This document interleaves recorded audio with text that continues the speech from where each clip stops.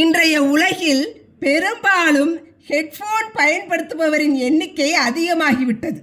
அதேபோல் மார்க்கெட்டிலும் அதிகமான நிறுவனங்களும் ஹெட்ஃபோன்களை விற்பனைக்கு கொண்டு வந்துள்ளது. தங்களின் பொழுதுபோக்கிற்காக விளையாட்டாக பயன்படுத்தும் ஹெட்ஃபோன்களினால் எவ்வளவு பாதிப்பு ஏற்படுகிறது என்பதை பெரும்பாலானோர் உணர்வதில்லை. நாளடைவில் தான் அதன் பாதிப்பை உணர்கிறோம். நமது காதுகளால் 65 டெசிபல் வரை நம்மால் ஒரு ஒலியை தாங்க முடியும்.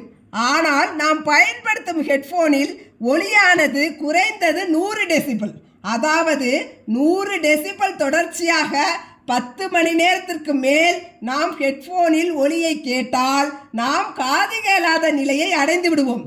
நாம் ஹெட்ஃபோன் பயன்படுத்துவதனால் நமது காதுகளில் உள்ள செல்களின் மீது தவறான தாக்கத்தை எதிர்கொள்கிறது.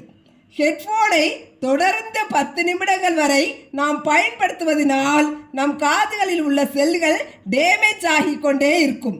அதே போல வேகமாக பாக்டீரியாக்களும் தோன்ற ஆரம்பிக்கிறது. ஹெட்ஃபோன் பயன்படுத்துவதனால் தலைவலி, தூக்கமின்மை மற்றும் மன அழுத்தத்தினால் நாம் பெரிதளவில் பாதிப்படைகிறோம். நீங்கள் இது போன்ற பிரச்சனைகளை சந்திக்கிறீர்கள் என்றால் ஹெட்ஃபோன் பயன்பாட்டை தவிர்த்து கொள்ளுங்கள்.